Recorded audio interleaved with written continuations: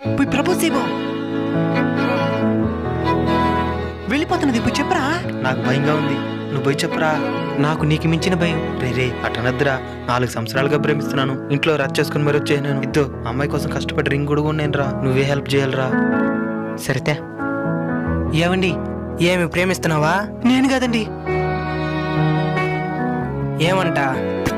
నువ్వంటే చాలా ప్రేమంట, నువ్వు కాదంటే చేస్తాడంట.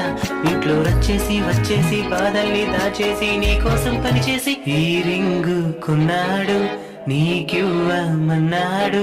మావాడు మంచోడు, మీకు సరిజోడు.